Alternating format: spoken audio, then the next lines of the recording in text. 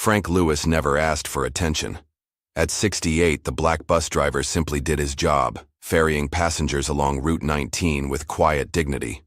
Until the day he stood up for a harassed mother and her child, only to find himself face down, on the pavement, handcuffed by Officer Blake Murdoch while bystanders recorded in shock. The police thought it would end there, just another elderly man taught to stay in his place. They were catastrophically wrong.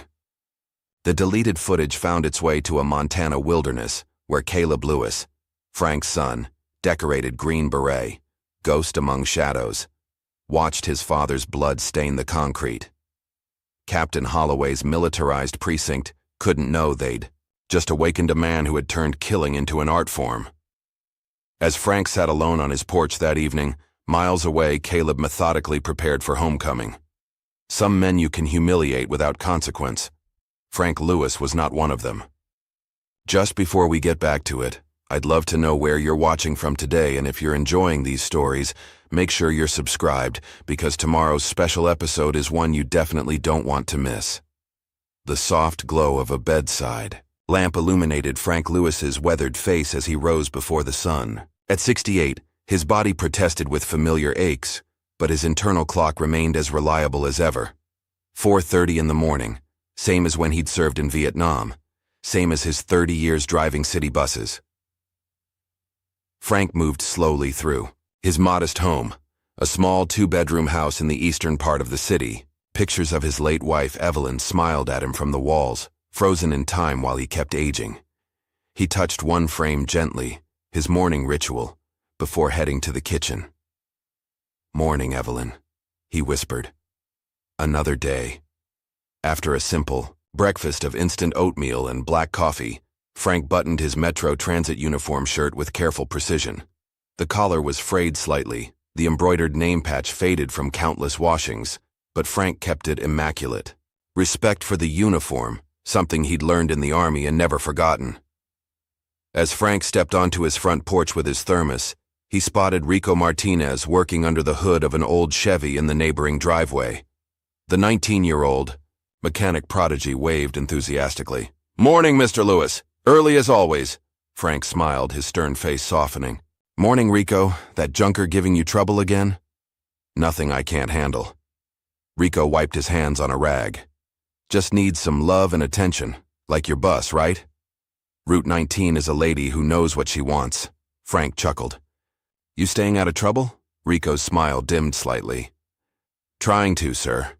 Applied for that apprenticeship at Wilson's auto shop yesterday." "You'll get it," Frank said with certainty. "Best damn mechanic I've ever seen, and I've seen plenty." "Thanks, Mr. Lewis. That means a lot coming from you." Frank nodded, pleased to see the boy's smile return. He'd taken a quiet interest in Rico since the boy's father had been deported 3 years ago. Never mentioned it, never made a fuss. Just kept an eye out, the way neighbors should.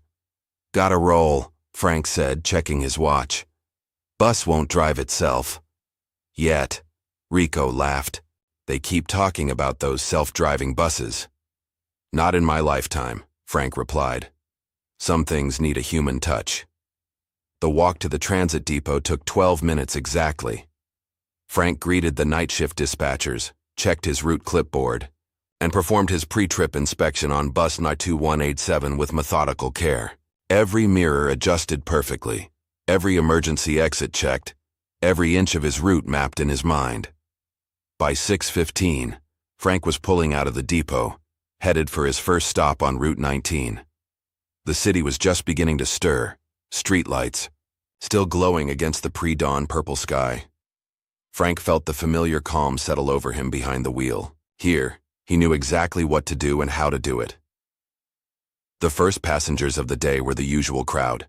Night shift hospital workers heading home, early morning construction crews, kitchen staff for downtown restaurants.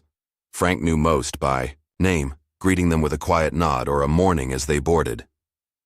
"Good morning, Mr. Lewis," said Martha, a night nurse from Memorial Hospital. "Cold one today."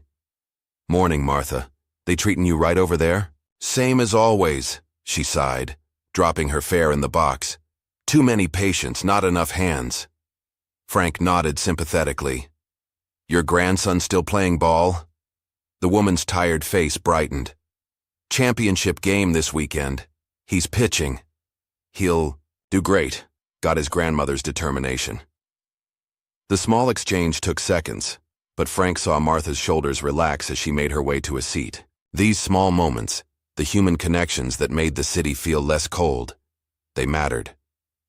As the morning progressed and the bus filled with the daily commuters, Frank navigated through the changing neighborhoods of his route. Route 19 ran from the eastern working-class districts through areas of rapid gentrification and into the financial district downtown. Frank watched the transformation of his city every day through the windows of his bus. Old family businesses replaced by artisanal coffee shops, rent signs multiplying, and longtime residents disappearing. By 9:30, the bus carried a mix of people that represented the city's divisions. Tired mothers with small children, teenagers with headphones, business people staring at phones, and elderly passengers clutching shopping bags. Frank kept the peace with quiet authority, a moving community under his watch. At the Westfield Avenue stop, a young man boarded who immediately set Frank on edge. Tall and wiry with angry eyes, he swayed slightly as he dropped his fare in the base of the smell of alcohol wasn't strong, but it was there. Frank nodded politely. "Morning, sir. Please find a seat." The man, later identified as Trent Wilson, scowled but moved down the aisle. Frank watched him in the mirror, noting how other passengers subtly shifted away. A young Latina woman sat near the middle of the bus, holding a sleeping toddler on her lap. Trent chose the seat directly behind her. For several blocks, everything remained calm. Then Frank heard it, the low mutter of insults just loud enough for nearby passengers to hear. "Taking all the jobs.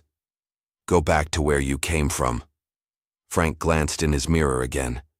The young mother stared straight ahead, her arms tightening around her child. Her face remained composed, but Frank saw the fear in her eyes. Other passengers looked uncomfortably at their phones or out the windows, pretending not to hear. The muttering grew louder. "Hey, I'm talking to you, lady. Don't you understand English?"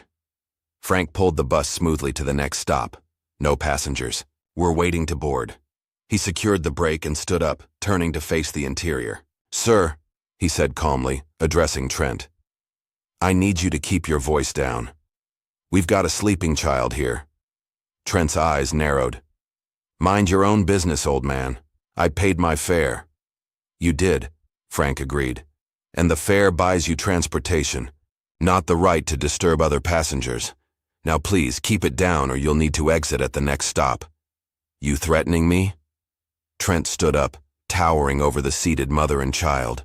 The toddler stirred and began to whimper. Frank's voice remained calm, but his eyes hardened. "No threats, just policy. This is a public bus and everyone has the right to ride in peace." What Frank didn't see was a passenger in the back of the bus discreetly making a phone call, speaking in hushed, urgent tones. "There's a situation on the number 19 bus. Yeah, a black man is threatening people. He's being aggressive. Near the corner of Westfield and Monroe." Frank stepped closer to Trent, still maintaining a respectful distance. "Sir, I'm going to have to ask you to step off the bus at this stop." "Like hell I will." Trent's voice rose and the toddler began crying in earnest. "You can't make me do anything, old man." Frank stood his ground. "Sir, I don't want any trouble. Please step off the bus now." Another passenger, an older gentleman in a business suit, stood up. "Listen to the driver, buddy. Just go cool off somewhere else." For a moment, Trent seemed to waver. Then, with a final glare at the mother and Frank, he stormed toward the door. "This is bullshit. I'm filing a complaint."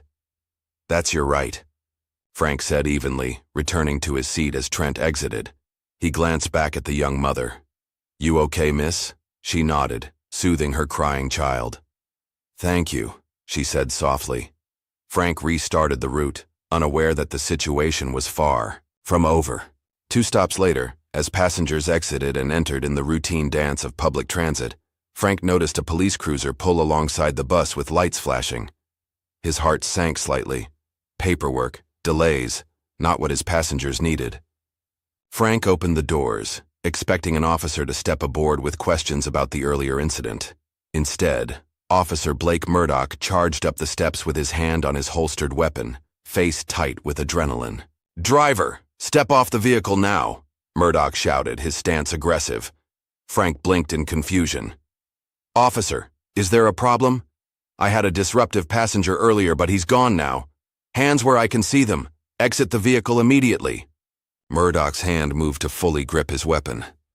Behind him, Officer Dana Rivas appeared at the door, her expression more measured but equally tense. "Sir, please comply," she said firmly. Bewildered but not wanting to escalate the situation, Frank raised his hand slowly. "I'm complying, officers. Just let me secure the bus first." "Now!" Murdoch barked. Frank carefully set the brake and switched off the engine.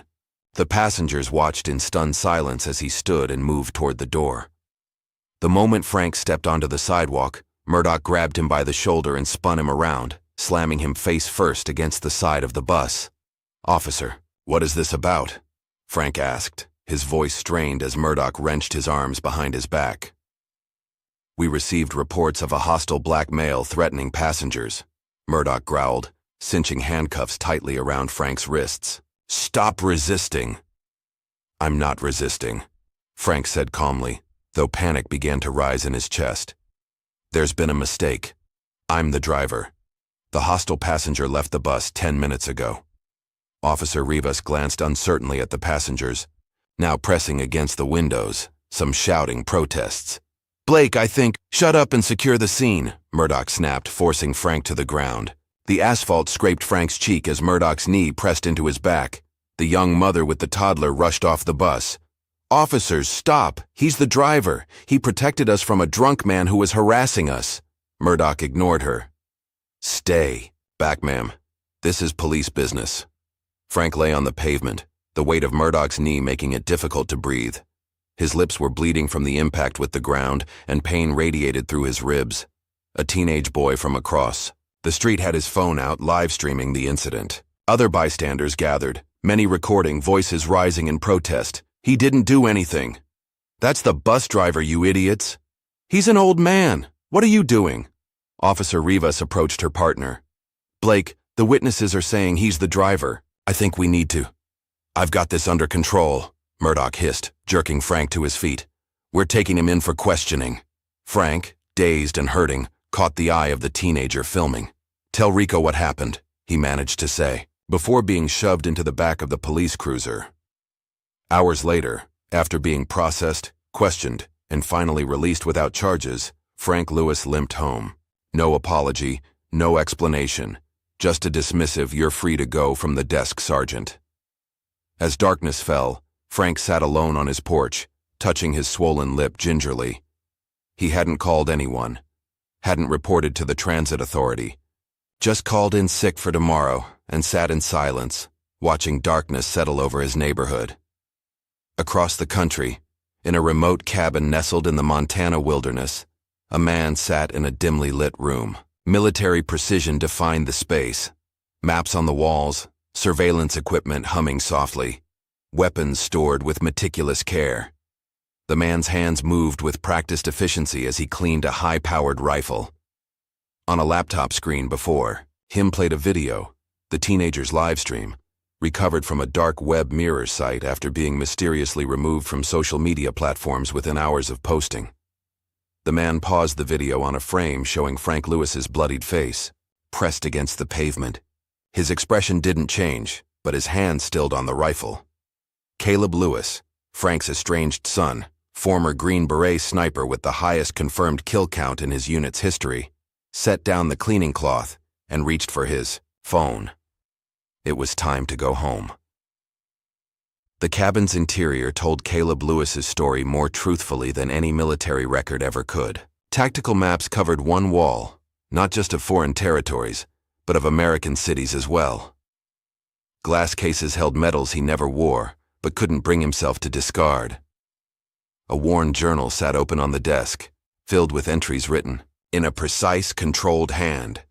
Dates, distances, weather conditions, kills. Caleb stood at the window, staring across the vast Montana wilderness that had been his refuge for 3 years. In his hand, He held a printed screenshot of his father's bloodied face. The rage he felt wasn't hot or explosive. It was cold, focused, the kind that made him the most dangerous sniper in Green Beret history. The ham radio in the corner crackled to life. Whiskey Echo 7 to long shot. Confirm receipt of visual. Data packet. Caleb crossed to the radio. Received. Assessment? Local PD suppressed footage through back channels. Officer identified as Blake Murdoch. 5 excessive force complaints in 3 years. All dismissed. Department under Captain Jerry Holloway. Private security connections. Proceed with caution. Understood. Long shot going dark. Caleb switched off the radio and picked up his phone. The number he dialed hadn't been used in nearly 4 years. After 3 rings, a woman's voice answered, cool and professional. Melanie Parker. It's me, Caleb said simply. The silence stretched for several seconds. I thought we said all we needed to say. They touched my father. The tone shifted immediately. What happened? As Caleb explained, he moved through the cabin, already packing essential equipment. Weapons, surveillance gear, identity documents. The tools of a ghost who never truly left the war behind. The city's changed, Caleb, Melanie said when he finished.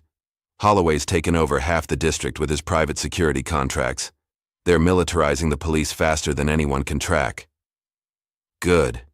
Then they'll understand what real military tactics look like.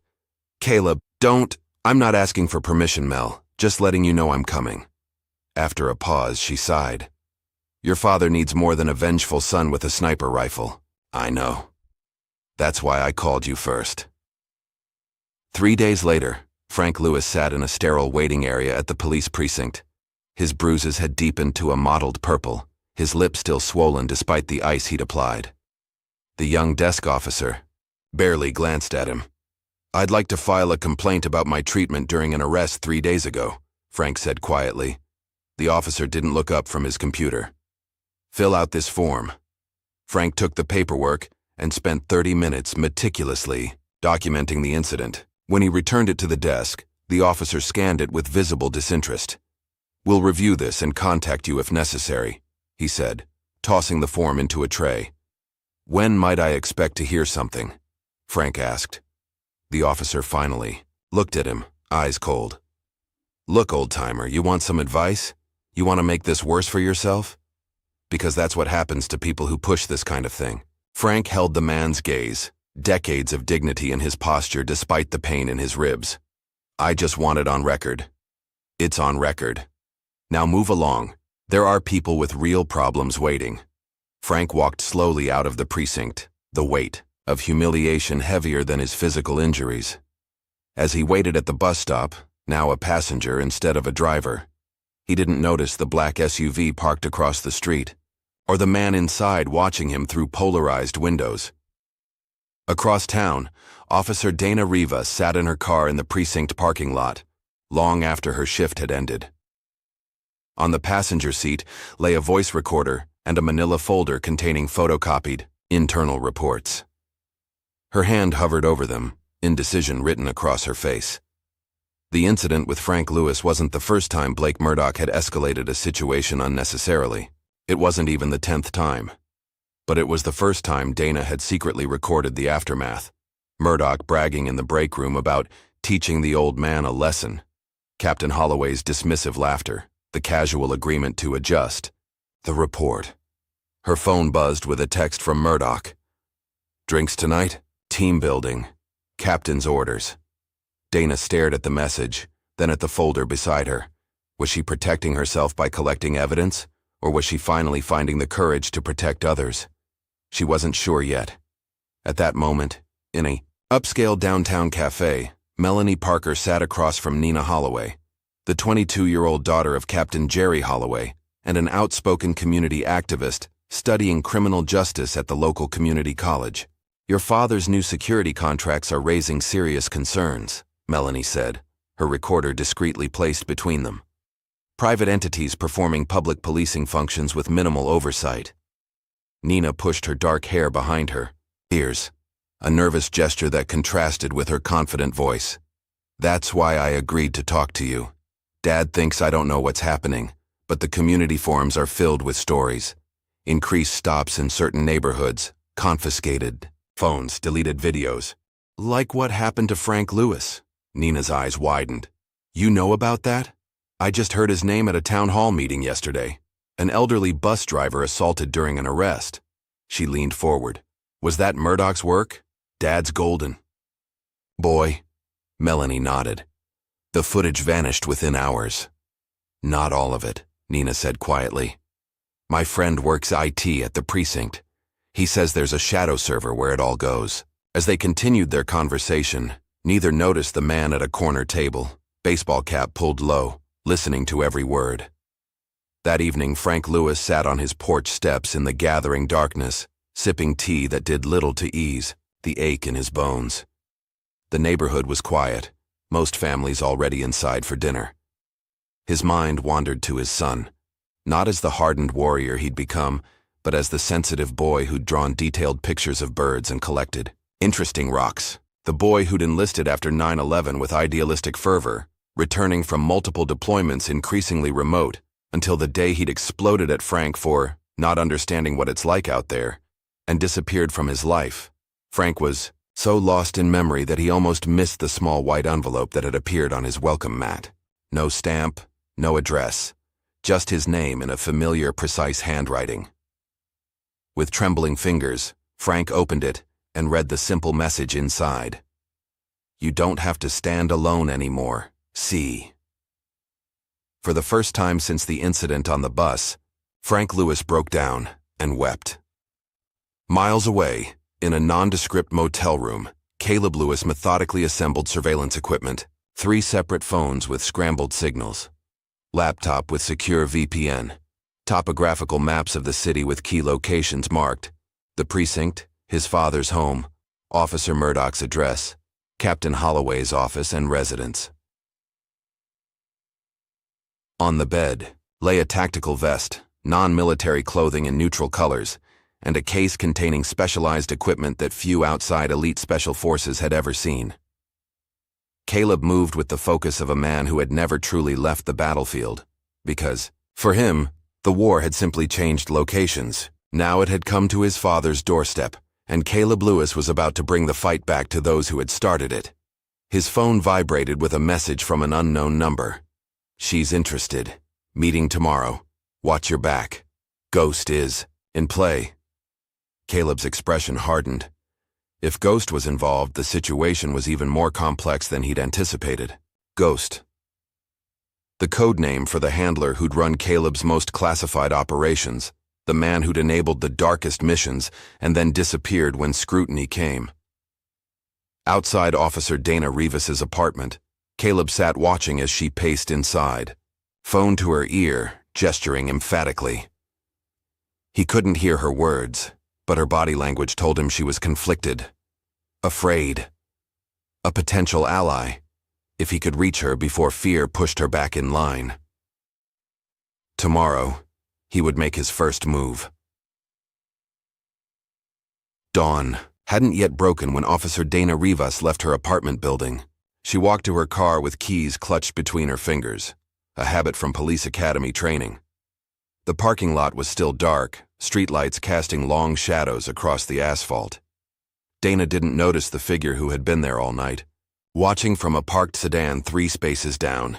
She didn't see him slip from his vehicle as she unlocked her car door. She had no idea that while she slept, her car had been accessed, a small device planted beneath her dashboard. Only when she started the engine and her radio suddenly switched off, then on again, did she pause. A burst of static, then silence. Dana frowned, adjusted the dial and continued her morning routine. She was halfway to the precinct when her phone rang with an unknown number. Officer Rivas, she answered cautiously. A strange, electronically distorted voice responded. He will fall. You still have time to choose a side. Donna nearly swerved off the road. Who is this? The line went dead. She pulled over, hands shaking as she tried to call the number back. The automated voice informed her the number didn't exist. For the remainder of her drive, Dana checked her rearview mirror every few seconds, the uneasy feeling of being watched. crawling up her spine.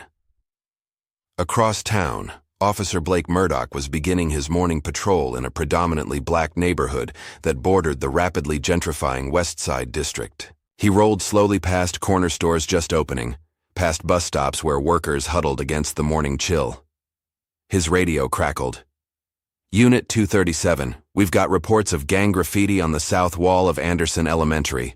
Possible gang activity. In progress. Blake grabbed his radio. Unit 237 responding. He hit the gas, pleased for the action. Gang activity meant potential arrests, and Blake needed to boost his numbers this month.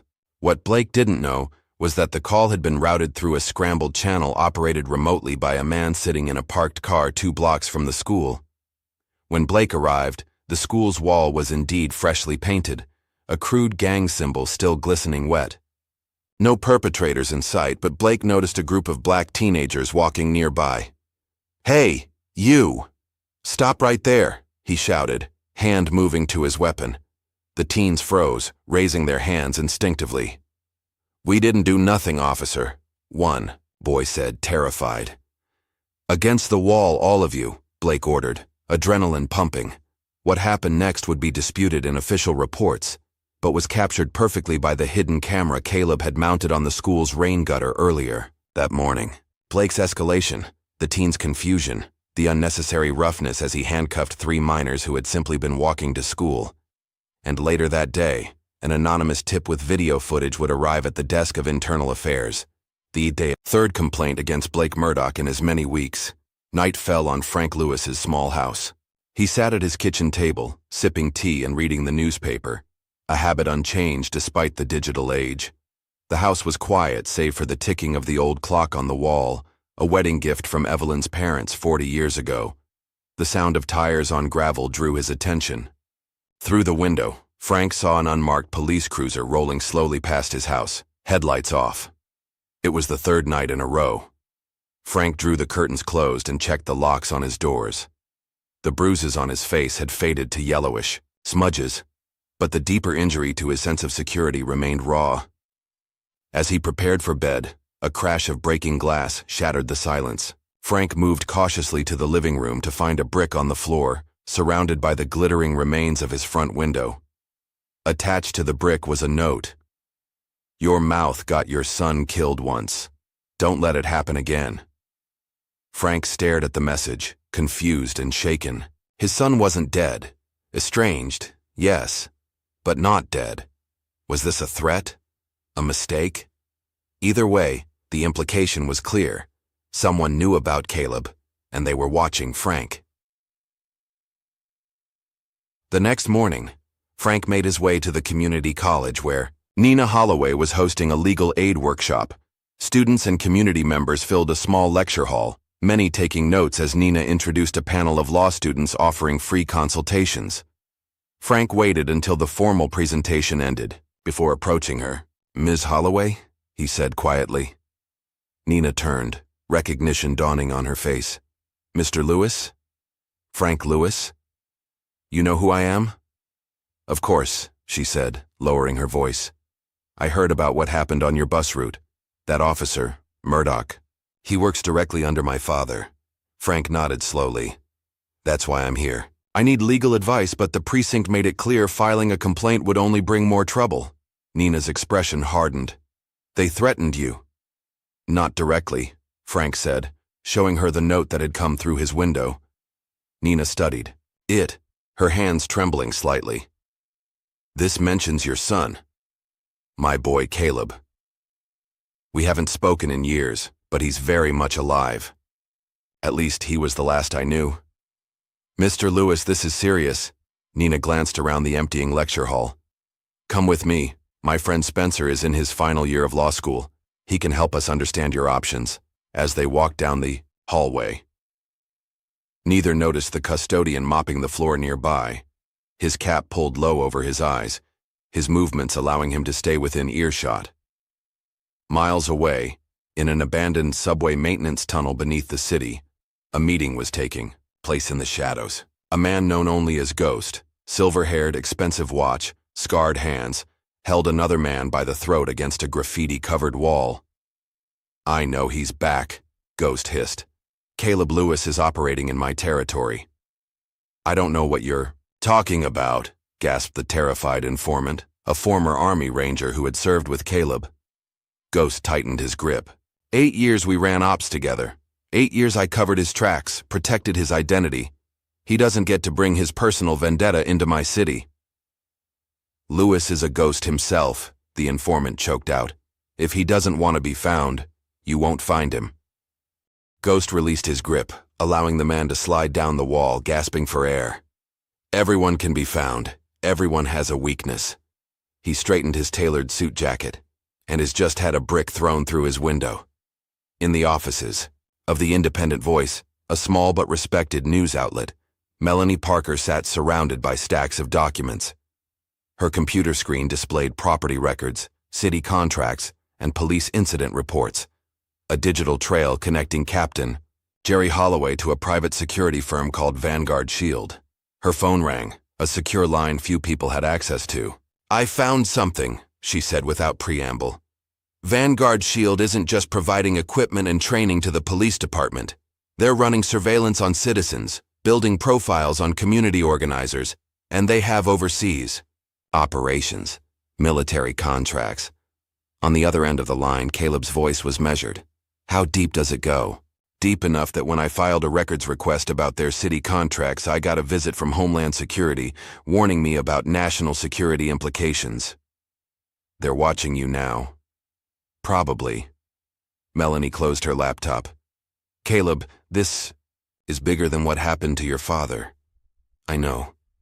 But my father is where it starts." Later that evening, in a disadvantaged neighborhood on the city's south side, 15-year-old Jamal Washington walked home from basketball practice, headphones on, hoodie up against the cool night air. The flashing lights of a police cruiser reflected in a store window ahead of him. Jamal instinctively tensed. Officer Blake Murdoch stepped out, hand already on his weapon. "Take those headphones off, kid. Let me see some ID." "I'm just walking home, sir," Jamal said, heart racing as he removed his headphones. "ID. Now." Blake's voice carried the edge it always did in neighborhoods like this one. "I'm 15. I don't have..." Blake grabbed Jamal's arm, spinning him around. "Hands against the wall. Now." "What did I do?" Jamal's voice cracked with fear. "Matching the description of a suspect," Blake said, though no calls had come through about any suspects in the area. As Blake began an aggressive pat-down, the cruiser's dashboard camera suddenly went dark, its indicator light blinking off. Simultaneously, Jamal's phone, tucked in his back pocket, began recording without his knowledge, activated remotely by someone parked across the street. "Listen, kid," Blake said, leaning close to Jamal's ear. "This neighborhood belongs to us now. You tell your friends, your family, anybody gives us trouble, they'll wish they hadn't. We're cleaning up the streets one way or another." The entire interaction was captured perfectly. The threats, the intimidation, the absence of any legitimate cause for the stop. And by morning, the video would be in the hands of both Melanie Parker and Internal Affairs. The following day, Donna Rivas sat in her car outside Melanie Parker's office building, gripping a flash drive like it might burn through her palm. 3 years on the force, and here she was, about to cross a line that could end her career. Or worse.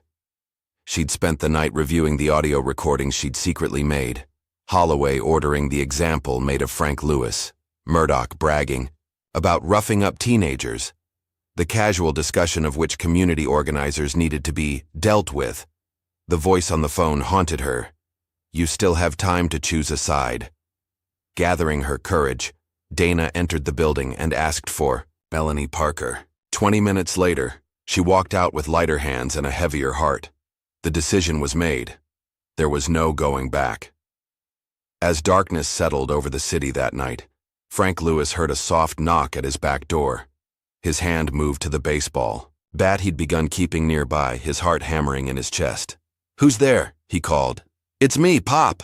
The voice froze Frank in place. After a moment, he moved to the door and opened it slowly. There stood Caleb Lewis, now 38 but seeming older, his face weathered by sun and experience, his eyes carrying the 1,000-yard stare Frank recognized from his own war. For a moment, neither spoke. the weight of years and unspoken words hanging between them. "You gonna invite me in?" Caleb finally asked, his voice softer than Frank remembered. Frank stepped back, allowing his son to enter. They moved to the kitchen, the same space where they'd had their last explosive argument 4 years earlier. Frank put on the kettle, an old habit when nervous. "You saw what happened," Frank said. It wasn't a question. Caleb nodded. "I should have been here. You had your reasons for staying away. Bad reasons." Caleb looked around the kitchen, noting the changes and similarities. "You still got Mom's teapot. Some things you don't replace." The kettle whistled. Frank busied himself preparing tea, using the familiar ritual to collect his thoughts. "Why did you disappear, son?" he finally asked, setting a steaming mug before Caleb. 4 years, not even a phone call." Caleb stared into the mug. "Because the war never ended for me, Pop. I came back, but I never really left it behind. The things I did over there." He shook his head. "I couldn't bring that darkness into your home. So instead, you brought nothing. I thought it was better that way." Frank's hand trembled slightly as he lifted his own mug. "And now? What changed?" Caleb's eyes hardened. "They put their hands on you." Frank studied his son's face, recognizing the dangerous calm he'd seen in other veterans, men standing on the edge of violence, held back by the thinnest thread of control. "What are you planning, Caleb?" "Justice. There are proper channels." "Like the complaint you tried to file?" Caleb cut in. "The one they threatened you for making?" Frank had no answer for that. "I'm not going to let them hurt you again," Caleb said with quiet intensity. "Or anyone else." Before Frank could respond, a sound from the front porch caught their attention. Caleb motioned for his father to stay put as he moved silently through the darkened house. Moments later, he returned with another note in his hand. "Keep your mouth shut or next time it won't be just a brick," Caleb read, his voice deadly calm. Frank watched his son's expression shift, subtle but unmistakable. The soldier emerging from behind the civilian mask. "They have no idea who they're threatening," Caleb said softly. That night, after Caleb had gone, refusing to tell Frank where he was staying, the precinct's front door received its own message, a single piece of paper nailed to the wood. "Your sins are numbered." The story broke at 6 a.m. on a Tuesday. Corruption in blue. Police department tied to private military contractor blazed across the Independent Voice's website. Melanie Parker's byline bold beneath the headline. The article was devastating in its precision, built on Dana Rivas's recordings, internal documents, and meticulous reporting. It revealed altered arrest reports, hidden body cam footage, and a clear data trail connecting Captain Jerry Holloway's precinct to Vanguard Shield, a private security contractor with a shadowy history of overseas military operations. By noon, the story had been picked up by national news outlets. By evening, protesters gathered outside the precinct, their signs demanding accountability, their chants echoing through downtown streets. Inside his office, Captain Holloway slammed down his phone after another call from the mayor's office.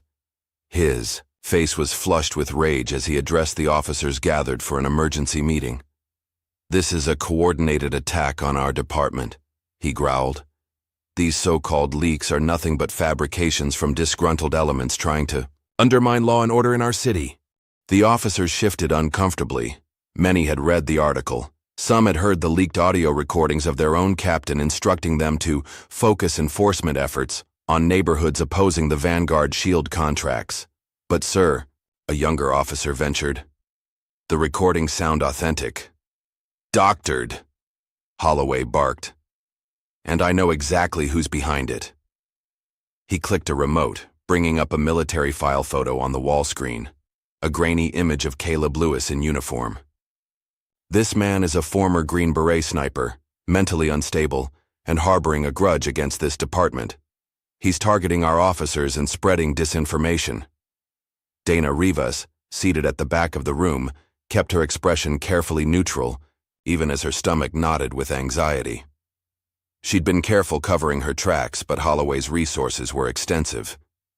"As of now, we consider this individual armed and extremely dangerous," Holloway continued. a domestic terrorist threat to this department and this city.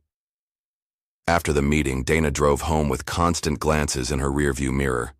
The sensation of being watched had become her constant companion. When she arrived at her apartment building, she immediately sensed something wrong. The door was slightly ajar, the lock splintered. Inside, chaos greeted her. Furniture overturned, papers scattered, laptop missing. On her bathroom mirror, written in her own lipstick, "Traitors bleed." With shaking hands, Dana packed a bag, grabbed her backup weapon from its hiding place and fled. There was only one person she could think to call, someone who might understand the danger she was in. Across town, Nina Holloway sat in her apartment, watching her father's press conference on television. Captain Holloway stood before a forest of microphones, projecting calm authority as he declared a rogue sniper was targeting his officers. "We have evidence linking this individual to anti-police extremist groups," he stated confidently.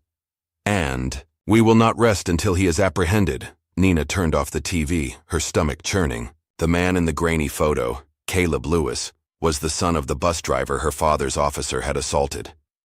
The connections were becoming clearer, and the image of her father was becoming unrecognizable. Her phone rang. An unknown number.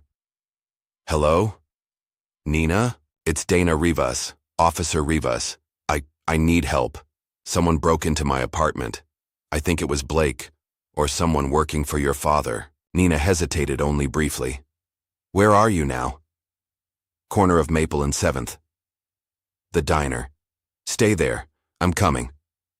On the outskirts of the industrial district, Caleb Lewis received a message on his secure phone. "Police scanner chatter, gang activity, reported at the old Westbrook factory complex. Murdoch responding personally with backup." Caleb smiled grimly. The bait had been taken. The abandoned factory had been carefully prepared over the previous 2 days. Controlled entry and exit points. Light and sound manipulated to create disorientation. Multiple vantage points established with clear sight lines. A hunter's ground, designed by a master predator. Officer Blake Murdoch arrived with 2 patrol cars as backup. Eager to redeem himself after the embarrassments of recent days, he took command immediately. "Peterson, cover the west entrance. Sanders, take the loading dock. I'll go in through the front. These gangbangers think they can use our city as their playground. Time to teach them different." The backup officers exchanged uneasy glances but followed orders. Blake drew his weapon and entered the main building alone, flashlight cutting through the dusty darkness. What happened inside was later, pieced together from Blake's own confused report and physical evidence. A series of distractions, sounds of movement, glimpses of shadows, led him deeper into the building, separating him from his backup. His radio failed at a crucial moment. Emergency lights activated suddenly, then cut out, leaving him in total darkness. And then the shot, a single, precise round that struck Blake's service weapon, shattering it in his hand without breaking his skin. Panicked, Blake fired wildly with his backup weapon, emptying the magazine into the darkness. Outside, civilians walking past the factory scattered as bullets pierced the thin metal walls and shattered windows. The officer's wild firing caught perfectly on camera by coincidental news vans that happened to be in the area. By the time backup reached him, Blake was huddled in a corner, weapon empty, hands bleeding from the shards of his destroyed service pistol. From a rooftop 3 buildings away, Caleb packed his rifle methodically. The message had been delivered. "I can hit whatever I want, whenever I want, and I chose not to hurt you this time." Captain Holloway's panic manifested as rage. In his office, he slammed his fist into the wall repeatedly while speaking on a secure line. "I don't care about protocols. I want the full Vanguard team activated now. This is exactly the situation we prepared for." Within hours, black SUVs with tinted windows and no license plates began appearing throughout the city. Men in tactical gear but no police insignia established checkpoints in key neighborhoods. Drone surveillance increased, hovering over public gatherings and protests. The city began to feel like an occupied territory. That evening, Melanie Parker sat in the back office of Channel 8 News with her old college friend, Sarah Wilson, Now, a producer for the evening broadcast. I need 10 minutes of airtime, Melanie said. Unedited live, Sarah shook her head. You know I can't do that, especially not with the pressure we're getting from the mayor's office to tone down coverage of the protests. What if I had footage that proves Officer Murdoch fired indiscriminately into a public street? What if I had evidence that Captain Holloway is using a private military contractor to suppress citizens' rights? Sarah's expression changed. How solid is it? Bulletproof. 5 minutes. That's all I can give you. And if anyone asks, I'll say you blackmailed me. Melanie smiled. Just like college. The segment aired at 6:35 p.m. just after the weather report. No introduction, no warning, just raw footage of Blake Murdoch's panicked shooting spree, followed by Holloway's recorded voice ordering officers to make examples of community leaders opposing the Vanguard Shield contract. The station cut the feed after exactly 3 minutes, but it was too late. The story had broken through the carefully constructed narrative. Social media exploded. Protest numbers doubled overnight. In Captain Holloway's elegant suburban home, Nina confronted her father.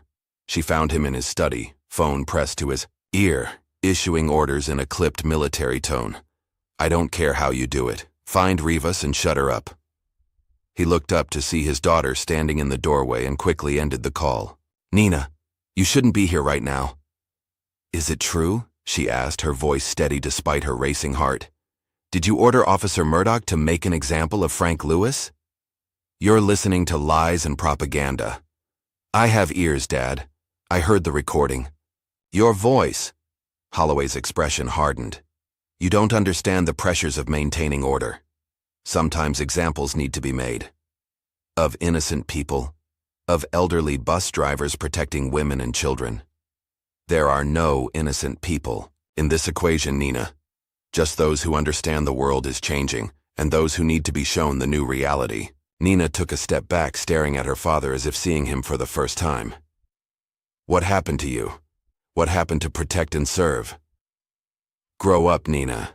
That's a slogan for recruitment posters.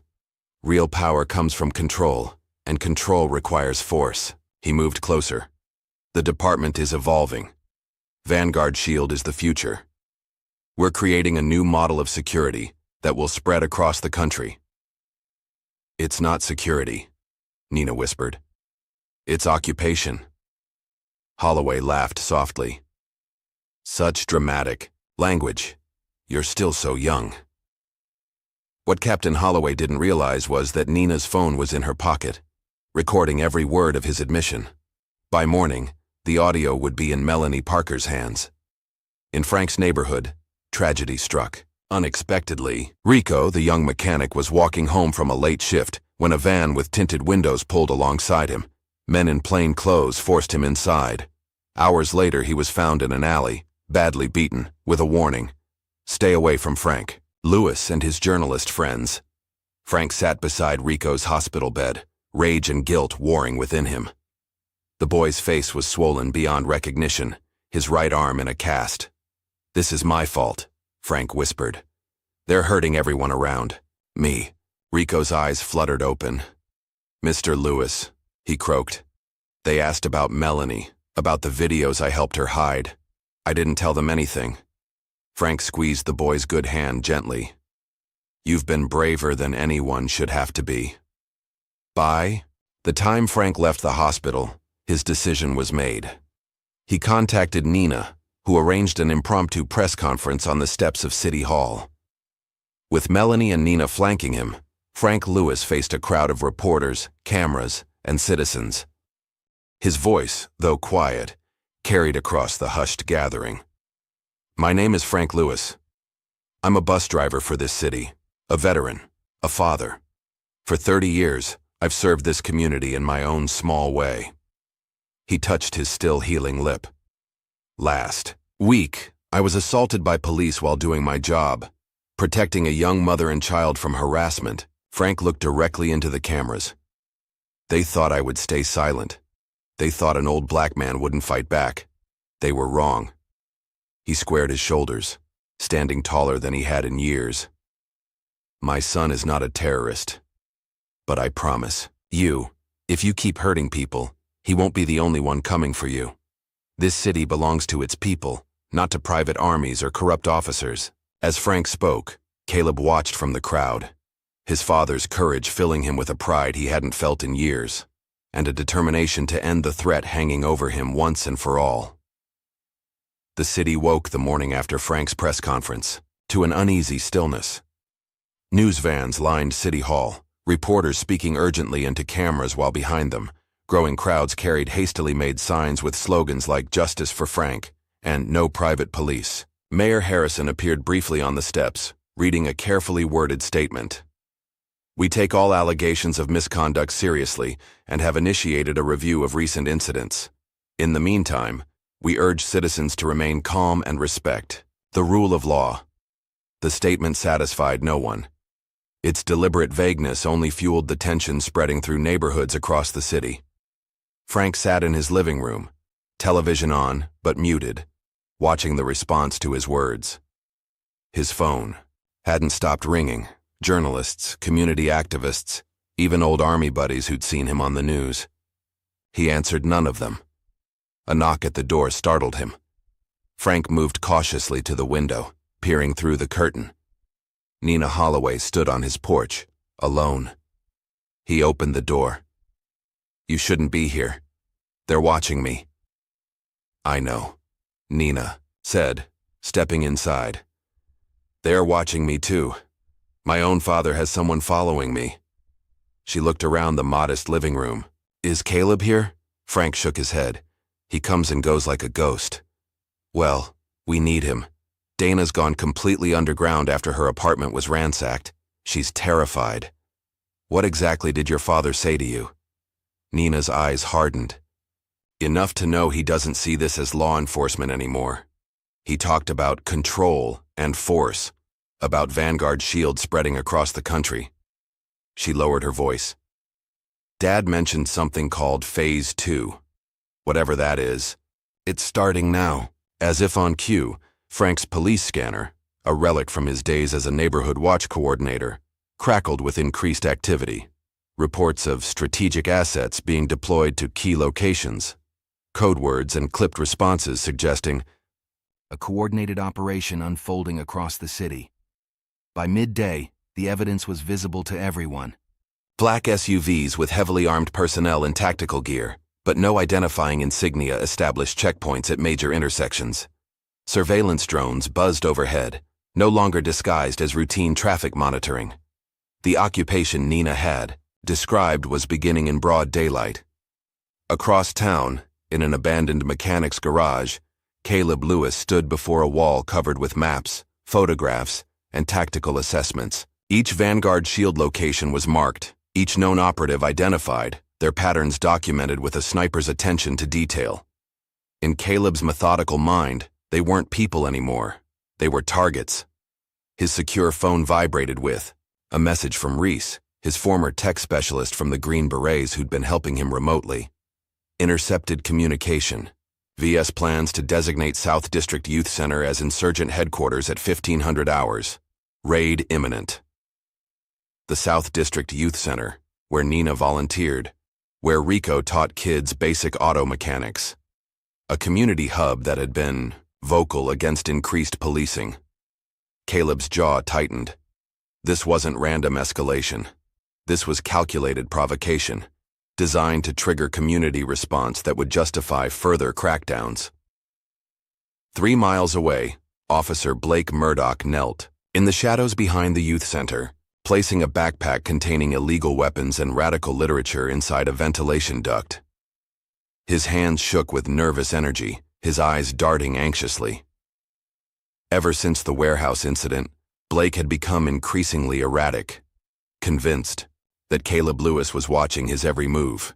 He wasn't entirely wrong. From a building across the street, Caleb observed through a high-powered scope, documenting Blake's actions. He could have taken the shot, ended Blake's threat permanently. But Frank's words echoed in his mind. If you become like them, you lose. Instead, Caleb photographed the evidence and sent it to Melanie with one message. Raid coming. Get the kids out. Melanie Parker's day had begun with a series of threatening phone calls and emails. Her editor had been pressured to put her on indefinite leave. Her apartment building had received an anonymous bomb threat, forcing evacuation. She was working from her car when Caleb's message arrived, with barely 15 minutes before the planned raid. Melanie called every contact she had at the youth center. Then she attempted something risky. She called the police precinct directly, asked for Dana Rivas, and left a message about Officer Murdoch planting evidence at the South District Youth Center. A dangerous move, but one that might create confusion within the department itself. Melanie's warning reached the youth center just in time. When Vanguard teams surrounded the building, they found it empty of children and staff. What they didn't expect was the live streaming equipment that had been left running, broadcasting their forced entry and fruitless search to thousands of viewers online. The raid backfired spectacularly, further inflaming public opinion. But Vanguard Shield responded not by retreating, but by escalating. Captain Holloway, now openly working alongside private security personnel, announced new, temporary security measures: a curfew in certain neighborhoods, restriction of public gatherings, and expanded checkpoints throughout the city. As darkness fell, Melanie made her way to meet a source who claimed to have internal Vanguard Shield documents. The meeting location was a parking garage downtown. Exposed, risky, but Melanie had exhausted her safer options.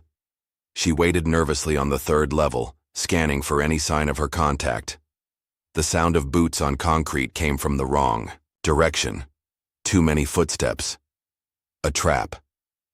3 men in plain clothes but military posture emerged from behind parked cars, moving with practiced coordination to surround her. Melanie backed against her car, hand moving to the pepper spray in her pocket. "Melanie Parker," one man said flatly. "You're coming with us." "I don't think so," she replied, trying to keep her voice steady. The leader took another step forward, and suddenly dropped to the ground, clutching his knee. No gunshot had sounded, but blood spread beneath his fingers. The other 2 men spun, drawing weapons only to find themselves similarly incapacitated within seconds. Silent, precise shots to non-lethal areas. A figure emerged from the shadows behind a concrete pillar. Caleb moved with economic grace, disarming the wounded men with practiced efficiency. "You came," Melanie said, her composure finally breaking. "You were stupid to come here alone," Caleb replied, securing the attackers with zip ties. "I didn't have a choice." Caleb looked at her then, really looked at her for the first time since his return. "There's always a choice, Mel. That's what makes us different from them." Back at Frank's home, father and son faced off in the kitchen. Their reunion had been brief and emotionally guarded, but now tensions boiled over. "You're escalating a war," Frank said, his voice tight with concern. "These people have resources, connections. This isn't some foreign battlefield where you can disappear afterward. You think I don't know that?" Caleb paced the worn linoleum floor. "I've studied every aspect of Vanguard's operation. This isn't just about what happened to you anymore, Pop. They're implementing a prototype for domestic control. If it works, here, it spreads. And you think you can stop it alone, with a rifle and tactical gear? That's not justice, son. That's revenge." Caleb slammed his fist on the counter. "Then what's your solution? Trust the system that threw you to the ground? File more complaints? Wait for politicians to find their spines?" Frank stood his ground. "We build something they can't tear down. Community, witnesses, truth. If you become like them, you lose." "If I become like them," Caleb said quietly, dangerously, "they'll never see me coming." Father and son stared at each other across a gulf wider than the kitchen table between them, a fundamental difference in how they saw the world and their place in it. Their standoff was interrupted by a knock at the door. Caleb immediately moved to a defensive position, hand reaching for his concealed weapon. Frank waved him down and approached cautiously. Outside stood a tall man with graying temples and the bearing of someone comfortable with authority. "Mr. Lewis, my name is Reese Blackwood. I'm an old friend of your son's." Frank glanced back at Caleb, who nodded once in confirmation. Once inside, Reese set up specialized equipment designed to detect and block surveillance. Only when he was satisfied did he speak freely. "I've been helping Caleb remotely, but things have escalated. Vanguard's encrypted communications suggest they're preparing for something major. Urban pacification exercises, they're calling it. Reese looked grim. I've seen this pattern before. In countries where the line between police and military disappeared overnight. Can you get into their system? Caleb asked. Full access? Reese nodded. That's why I'm here. I need proximity to their main servers, but it's a one-way ticket for me. Once I'm in, they'll know someone breached their security. I'll be burned. Frank listened to the two former soldiers discuss technical details and contingencies, feeling both proud of his son's expertise and terrified by the forces aligning against them. The world had changed around him in ways he could hardly comprehend, but the fundamentals remained the same: power, control, and those who stood against both. The next day brought a breakthrough neither side had anticipated. Officer Dana Rivas, having gathered her courage, agreed to appear on a widely followed podcast focused on police accountability. For 45 minutes, she detailed the systematic corruption within the precinct, Holloway's ties to Vanguard Shield, and the deliberate targeting of community leaders.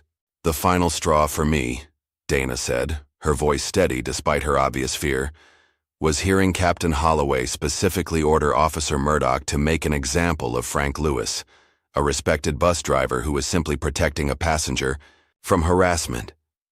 That's when I knew this wasn't about law enforcement anymore. It was about intimidation. Within hours, Dana Rivas became both a hero and a target. Her image spread across social media platforms, her testimony transcribed and shared thousands of times. I Rode with Frank became a trending hashtag, uniting disparate groups against what was increasingly seen as an occupying force in their city. Inside the precinct, Blake Murdoch's fragile control finally shattered during an emergency tactical meeting. As Holloway outlined plans for expanded operations, Blake erupted. They're watching us. Lewis has eyes everywhere. His voice rose to a near shout, sweat beading on his forehead. He could have killed me at the warehouse. He was playing with me. Get a hold of yourself, Holloway snapped. You're embarrassing this department. Embarrassing? Blake laughed hysterically. We're at war and you're worried about appearances? I'm taking the fight to them. All of them. He stormed toward the door. Lewis, that journalist bitch, everyone helping them. After Blake left, Holloway summoned his most trusted officers. Blake's becoming a liability, he said coldly. But he might still be useful. Keep him on a short leash. He slid a paper across the table, a list of names with Melanie Parker, Nina Holloway, and Frank Lewis at the top. These are priority targets. Surveillance only for now. We'll deal with them when the timing's right. What Holloway didn't know was that one of those trusted officers was quietly working with Rico and his network of tech-savvy teenagers. By nightfall, the list would be posted online, further exposing Holloway's tactics. That night, as the city simmered with tension, Caleb struck without warning. 3 Vanguard Shield safehouses, locations used for equipment storage and operational planning, were simultaneously disabled. Power cut, communications jammed, entrances sealed from the outside. No personnel injured, but a message left at each location. This war has rules. Break them, and I won't. The message was clear. Caleb wasn't just hunting them, he was showing restraint, for now. The Vanguard Shield offices occupied the top floor of a gleaming downtown building, its windows tinted to prevent outside observation. Inside, Captain Jerry Holloway stood before a wall of screens displaying surveillance feeds from across the city. Beside him stood the silver-haired man known only as Ghost, his expensive suit and manicured appearance contrasting with the coldness in his eyes. Your son has become quite the nuisance, Ghost said casually, as if discussing a minor inconvenience rather than a highly trained operative systematically dismantling their operation. He's not my son, Holloway replied tersely. Just a problem. To be eliminated. Ghost smiled thinly. A problem you've failed to eliminate for weeks now. We'll handle it. Caleb Lewis is just one man. One man who was trained by the best, including me. Ghost turned to face Holloway directly. I ran his most sensitive operations overseas. I know what he's capable of. Don't underestimate him simply because this is playing out on American soil. In a secure office across town, Melanie Parker worked through the night, piecing together a complex investigation that had grown beyond police misconduct into something far more insidious. Spread across her desk were documents revealing that Holloway's history with Vanguard Shield predated his police career. Military records showed both men had served in the same classified operations overseas, where allegations of war crimes had been quietly buried. This goes back 15 years, Melanie told Nina and Dana, who huddled around her desk. Holloway was part of a private contractor unit in Afghanistan under Ghost's command. There was an incident in a village called Maidan Shar. Civilians killed, evidence destroyed. The military investigated but then suddenly closed the case. No charges filed. Vanguard Shield was born right after, Dana added. Staffed with the same men from that unit. Nina stared at the documents, her face pale. My father was already police captain when I was 10. He never mentioned any of this. Vanguard provided equipment and training to police departments across the country, Melanie continued. But this city was always different. A test case for full integration, blurring the line between police and private security. My God, Dana whispered. We're the prototype. A knock at the door silenced them. They'd been careful, using burner phones, switching locations, but paranoia had become their constant companion.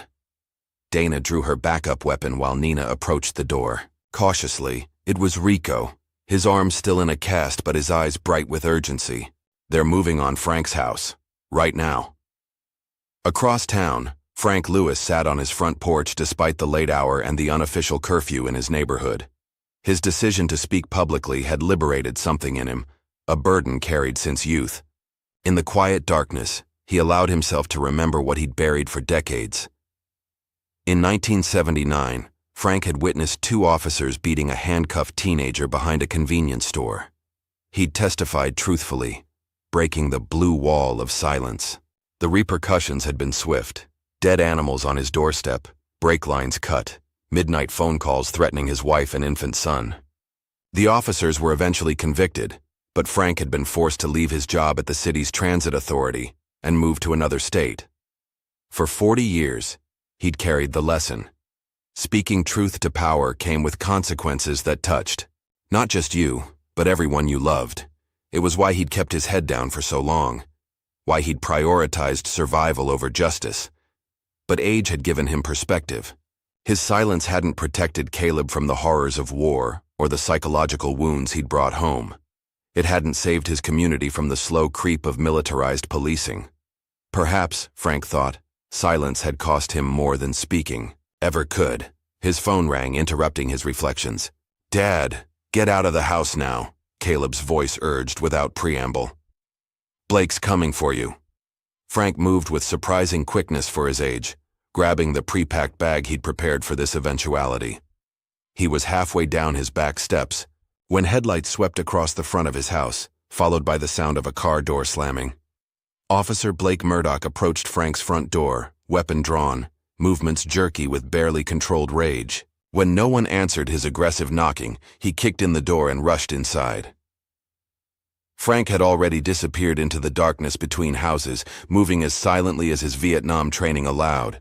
When Blake emerged cursing from the empty house, Frank was long gone. Across the city, Reese Blackwood worked feverishly in the back room of an abandoned building surrounded by specialized equipment. His fingers flew across keyboards as he attempted to penetrate Vanguard Shield's secure communications network. The task required physical proximity to their servers, which is why he'd positioned himself in the building directly adjacent to Vanguard's downtown headquarters. Almost there, he murmured into his encrypted radio. Their security is impressive, but they've got a weakness in their... The sound of the door crashing open interrupted him. Masked men in tactical gear rushed into the room, weapons trained. On Reese's head. Well, that was faster than I expected, Reese said calmly, raising his hands. The leader stepped forward, removing his mask to reveal Ghost's cold smile. Reese Blackwood, still the best technical mind in special operations, working for the wrong side now, I see. I'd say I'm on the right side for the first time, Reese replied. Ghost nodded to one of his men. Secure him. And the equipment. He leaned closer to Reese. You're going to help us send a message to your friend Caleb. Hours later, Caleb received a video file on his secure phone. The footage showed Reese, bloodied but defiant, tied to a chair. Ghost's voice came from off-camera. Tell him. Don't. Do it, Caleb, Reese said, his voice strained. Whatever they want, it's a trap. A hand entered the frame, pressing a gun to Reese's temple. Ghost spoke again. Bring Frank Lewis to the old Harborside warehouse at midnight, just you and the old man, or we start sending your friend back in pieces. The video ended with a gunshot and Reese's scream of pain. Caleb's expression remained impassive, but his knuckles whitened around the phone. Reese had known the risks, they both had, but knowing didn't make it easier to watch a friend suffer. He called Melanie. They've got Reese. They want me to bring my father to them. It's a trap, Melanie said immediately. Of course it is. So what's the plan? Caleb was silent for a moment. I need your help, and Nina's, and anyone else you trust.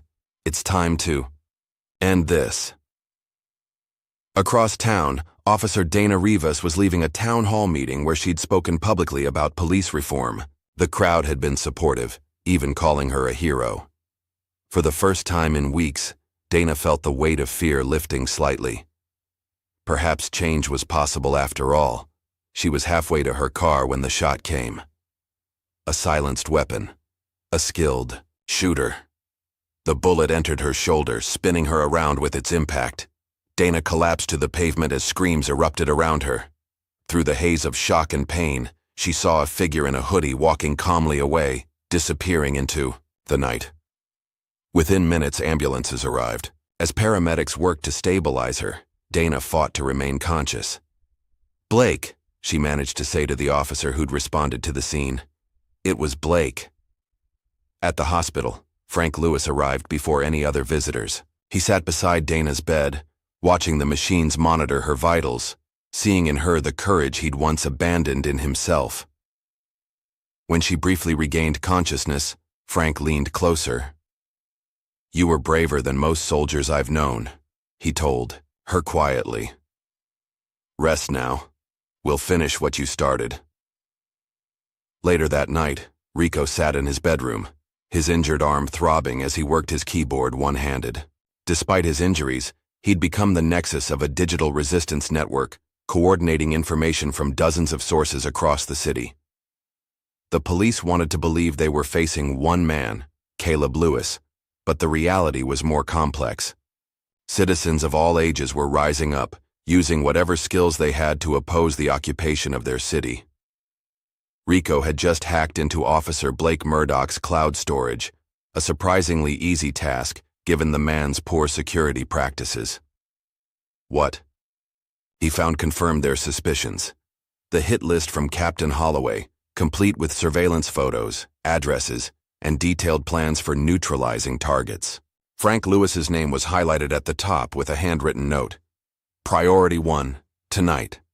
With shaking hands, Rico uploaded the documents to a secure server, then posted them publicly with a simple message. This is who's hunting us. This is who we're fighting. The response was immediate and overwhelming. Citizens gathered outside the precinct, their numbers swelling by the hour, united in their demand for accountability. Holloway's private army couldn't arrest or intimidate an entire city. On a secure channel known only to a few, Caleb Lewis broadcast a coded message that echoed through police scanners, emergency radios, and even some commercial stations. This is your final chance to surrender your corruption. If you don't, justice will come before sunrise.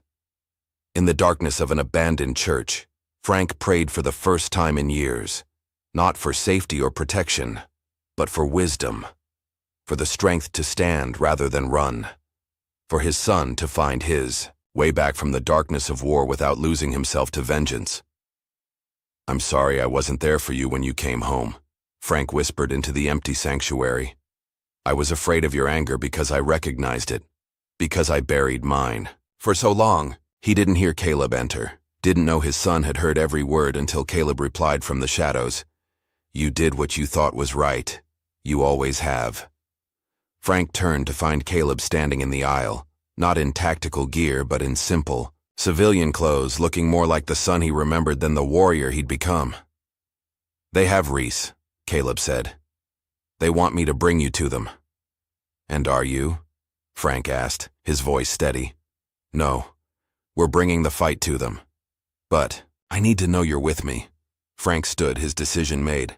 Not just me, all of us. As dawn approached, Caleb made final preparations for the confrontation ahead. He knew Ghost's tactics, his weaknesses, knew that Holloway was a bureaucrat playing at being a warlord, knew that Blake was unraveling, becoming unpredictable. What he couldn't predict was how the city itself had changed in response to their struggle. People who had been silent were finding their voices. Communities that had been divided were standing together. The very surveillance apparatus built to control them was being turned against their oppressors. In a way, Frank had been right all along. The greatest power wasn't in weapons or tactics, but in truth, in standing still when others ran, in the courage to face the light rather than hide in shadows. As the first hints of sunrise colored the eastern sky, Caleb sent one final message to his father. "Whatever happens today, I want you to know I'm proud to be your son." City Hall had never seen a crowd like this. People of all ages and backgrounds packed the chambers for the emergency council meeting, with hundreds more spilling into the hallways and onto the building's steps. The atmosphere crackled with tension as Frank Lewis approached the podium, flanked by Melanie Parker. Their unlikely alliance, an elderly bus driver and an investigative journalist, had become the face of resistance against a system unraveling before the public eye. Frank adjusted the microphone, his composure a stark contrast to the chaos outside. "I stand before you today as a citizen of this city, nothing more. I'm not an activist or politician. I've spent my life driving a bus and minding my business." His voice, though quiet, carried undeniable moral authority. "But when Officer Murdoch threw me to the ground for simply doing my job, it wasn't just my dignity he assaulted. It was the trust between police and the community they're sworn to protect." The council members shifted uncomfortably. Mayor Harrison whispered to an aide as Frank continued. "Captain Holloway has allowed his precinct to become an extension of Vanguard Shield, a private military contractor with a documented history of human rights abuses. I'm formally requesting his immediate suspension pending investigation." A councilwoman raised her hand. "Mr. Lewis, while we sympathize with your experience, we need more than allegations to take such drastic action against a decorated police captain." Before Frank could respond, the chanting began outside. First as a whisper, then growing in strength until it penetrated the chamber walls. "Caleb! Caleb! Caleb!" The council members exchanged alarmed glances. The people weren't just demanding justice. They were invoking the name of the man Holloway had branded a terrorist, claiming him instead as their defender. Nina Holloway stood up from her seat in the audience. "Perhaps this will help the council decide." She held up her phone, connecting it to the chamber's audio system. Her father's voice filled the room, clear and unmistakable. "The department is evolving.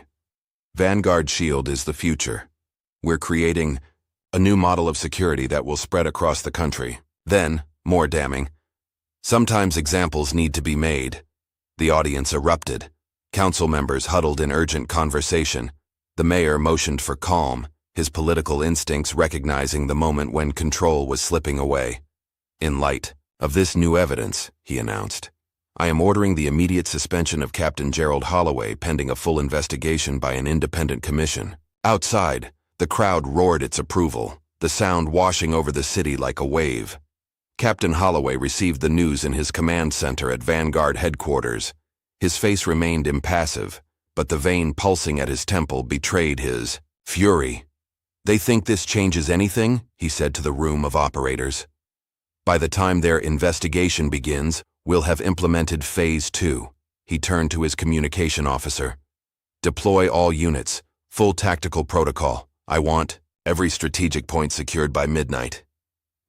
Ghost watched from the corner, his expression unreadable. "You're crossing a line, Jerry. Military-style occupation of American streets won't go unnoticed by federal authorities. By the time they mobilize, it'll be too late. We'll have established control." Holloway's eyes gleamed with the zealotry. of a man who believed history would vindicate him. This city is just the beginning. As darkness fell, black SUVs and armored personnel carriers emerged from Vanguard shield facilities across the city. Men in full tactical gear established checkpoints at key intersections, their weapons and bearing unmistakably military rather than law enforcement. Drones buzzed overhead, monitoring crowd movements and identifying persons of interest through facial recognition. But the city wasn't caught unprepared. Rico's network had been tracking Vanguard vehicle movements for days. As the private forces deployed, they found neighborhoods already mobilized, not with weapons but with cameras, live streams, and coordinated civil disobedience. Every heavy-handed action was documented and broadcast in real time, and in the shadows. Between buildings, moving like a ghost among the chaos, Caleb Lewis hunted. He'd studied Vanguard's tactics in detail, identifying their command structure, communication protocols, and operational weaknesses. Where they expected armed resistance, they found carefully orchestrated confusion instead. Smoke deployed at strategic moments, communication jammers activated precisely when needed, supply chains disrupted. This wasn't a battle of firepower, but of insight and precision. Caleb neutralized squad after squad not with bullets, but with calculated disruption. Water main breaks isolating units, power outages disabling equipment, even tree branches strategically placed to block vehicle routes. By midnight, Vanguard's occupation was in disarray. Units lost contact with Central Command, equipment failed. Tactical teams found themselves surrounded not by armed insurgents, but by ordinary citizens with phone cameras, broadcasting their every move. At Frank Lewis's home, a different drama unfolded. The house stood dark and seemingly empty when Officer Blake Murdoch approached, weapon drawn, moving with the jerky intensity of a man at his breaking point. Holloway's suspension and the public's turning tide had pushed Blake beyond reason. If he couldn't follow orders anymore, he would follow his own vengeful instincts. He kicked in the door, sweeping his weapon through the darkened living room. "Lewis!" he shouted, his voice cracking with strain. "I know you're here!" A voice responded from the kitchen. "I'm right here, son." Blake spun to find Frank Lewis sitting calmly at his kitchen table, hands folded before him. On the table lay an old service revolver, within Frank's reach but not in his hand. "You're alone?" Blake asked, suspicious. "Just me," Frank replied. "Expecting someone else?" Blake advanced, weapon trained on Frank's chest. "You ruined everything. You and your terrorist son." "My son's not the terrorist here," Frank said evenly. "He's just a soldier who recognized an enemy on home soil." "Shut up." Blake's hand trembled on his gun. "Holloway was right about people like you. You don't understand what it takes to keep order. Is that what you were doing when you threw me to the ground? Keeping order?" Blake's face contorted. "You resisted arrest." "No," Frank said quietly. "I questioned your authority. That's different." Something in Frank's calm dignity pushed Blake over the edge. He lunged forward, pressing his weapon against Frank's forehead. "I could end you right now and call it self-defense. Who would question it?" "Everyone," Frank answered simply. "The whole city is watching now." A floorboard creaked behind Blake. He spun to find Caleb Lewis standing in the doorway, weapon raised. "Drop it," Caleb ordered, his voice carrying the deadly calm of a man who had killed before and would do so again without hesitation. Blake froze, caught between father and son, his survival instincts warring with his rage. "Caleb." "No," Frank said, firmly, rising from his chair. "This isn't how it ends." "He would have killed you, Pop." "Maybe. But if we kill him, we prove Holloway right. We become what they fear." For an agonizing moment, the three men stood frozen in a deadly triangle. Then Frank did something neither expected. He calmly walked between them, positioning himself between Blake's gun and his son. "It's over, Blake," Frank said. "The city knows what Holloway's done, what you've done. But you still have a choice about what happens next." Whether it was Frank's words or the sound of approaching sirens that decided it, Blake's resolve crumbled. His hand dropped, the weapon clattering to the floor. Minutes later, patrol officers who hadn't aligned with Holloway's faction arrived, taking a subdued Blake into custody. As he was led away, A neighbor's live stream captured the entire scene. Frank Lewis standing tall in his doorway, embodying the dignity that no uniform or weapon could confer. Across town, Melanie Parker led a media contingent straight to the precinct where Captain Holloway had barricaded himself after his units began failing. Across the city, news vans formed a perimeter as Melanie approached the building's entrance, camera crews broadcasting live. "Captain Holloway," she called out, "the mayor has ordered your suspension. FBI agents are en route to investigate Vanguard Shield's activities. Will you surrender peacefully?" Inside, Holloway watched the monitors with growing desperation.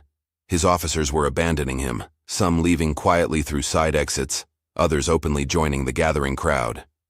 "They're just journalists," Holloway growled to the few loyalists remaining. "Clear them out." "Sir," a young officer replied. "With respect, I don't think that's a lawful order." Holloway's face darkened. "Then you're relieved of duty." He grabbed his service weapon and back up. "I'll do it myself." But when he emerged from the building, Holloway found not just journalists, but hundreds of citizens, and his own daughter, Nina, standing beside Melanie Parker. "Dad," Nina called out, her voice breaking with emotion. "Please, it's over." Holloway's eyes darted across the crowd, searching for an escape route. He spotted a gap between news vans and made his decision. Pushing past officers trying to restrain him, he sprinted for the opening, disappearing down a side street. 2 blocks away, an unmarked car waited. Holloway yanked open the door, diving into the passenger seat. "Drive," he ordered. The driver turned slowly to face him. Caleb Lewis sat behind the wheel, his expression as impassive as a stone carving. "Hello, Captain," Caleb said. Holloway's hand moved to his weapon, but Caleb was faster, disarming him with practiced efficiency. "You're going to kill me?" Holloway asked, attempting to sound defiant despite his fear. "No," Caleb replied. He removed the magazine from Holloway's gun, then placed the weapon on the dashboard between them. "I'm going to give you a choice." Caleb turned his back to Holloway, a calculated insult suggesting the captain posed no threat. "You can take that gun and try to shoot me, or you can surrender and face justice for what you've done." For a moment, Holloway hesitated. Then pride and rage overcame reason. He lunged for the weapon, aimed at Caleb's turned back, and pulled the trigger. The hammer fell on an empty chamber. Caleb had removed the round already loaded. Before Holloway could react, Caleb spun in his seat, disarming him again with a single precise movement that left the captain gasping in pain, his wrist bent at an unnatural angle. "You had your chance for an honorable ending," Caleb said, zip-tying Holloway's hands. "Now you get what you deserve, to watch everything you built fall apart while you sit in a cell." By dawn, Vanguard Shield had collapsed across the city. There, vehicles stood abandoned at checkpoints, their headquarters swarmed with federal agents seizing documents and equipment. Captain Holloway, Officer Blake Murdoch, and several other officers faced charges ranging from corruption to civil rights violations.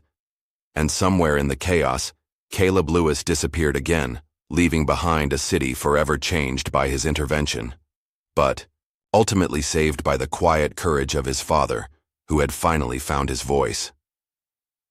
As sunrise painted the sky in shades of gold and pink, Frank Lewis sat alone on his porch, watching neighborhood children beginning to play on sidewalks that had been empty for weeks. A subtle but profound shift had occurred. Where fear had reigned, community had re-emerged. Frank sipped his coffee, savoring not just the warmth of the cup, but the deeper warmth of vindication. The mail carrier approached with a single envelope. No postmark, no return address, just Frank's name in familiar handwriting. Inside was a brief note. "You stood taller than I ever did. I'm proud to be your son." 6 months passed. Spring gave way to summer, and summer began yielding to fall. The city breathed easier, having expelled the cancer that had grown within its police department. A new chief implemented reforms, federal oversight ensured compliance, and community advisory boards provided guidance on rebuilding trust. At Memorial Hospital, Officer Dana Rivas walked slowly down the corridor, leaning on a cane. Her recovery had been arduous. The bullet had torn through muscle and damaged nerves, but she moved with quiet determination. "Officer Rivas," called a voice behind her. Dr. Williams hurried to catch up. Director Rivas. Still getting used to that." Dana smiled. "I'm still getting used to it myself." After leaving the force, Dana had established the Blue Line Integrity Project, a non-profit organization providing legal and emotional support to police whistleblowers. Her own experience had shown her how isolated officers felt when standing against corruption, and she was determined to change that reality. "The therapy group is waiting," Dr. Williams said. "Full house today." "Good," Dana replied. "That means the word is spreading." Across town, at a community center in the South District, Nina Holloway addressed a room of supporters, her campaign posters decorating the walls. At 23, she was the youngest candidate for city council in decades, running on a platform of transparency and police accountability. "My father's actions taught me the cost of unchecked power," she told the audience. "But this community's response taught me something more important, that ordinary citizens standing together can overcome even the most entrenched corruption." Her polling numbers looked promising. The very name that had once been associated with abuse of power was being reclaimed, transformed into a symbol of redemption and reform. On the outskirts of the city, Frank Lewis completed his final run on Route 19. Though physically recovered from his ordeal, the psychological toll had convinced him it was time for retirement. As the bus pulled into the Maple Street stop, Frank was surprised to see dozens of people waiting, not to board but to greet him. Passengers from throughout his years of service stood holding handmade signs. "Thank you, Mr. Lewis," and Route 19's finest. Some held flowers, others small gifts. Many had tears in their eyes. As Frank stepped down from the bus, they erupted in applause. Martha, the night nurse who had been on his route for years, stepped forward to hug him. "You showed us all what courage looks like," she whispered. Frank, overcome with emotion, could only nod his thanks. For a man who had spent decades trying to be invisible, the recognition was overwhelming. That same afternoon, Rico Stevens cut the ribbon on the grand opening of Stevens Youth Mechanics Academy. His arm had healed, and with grant money from community development funds, bolstered by the publicity from Melanie's reporting, he had transformed an abandoned garage into a training center for neighborhood kids. Frank attended the ceremony, proud as any father would be. Rico had spent weeks in the hospital after his beating, but emerged with his spirit unbroken and his determination strengthened.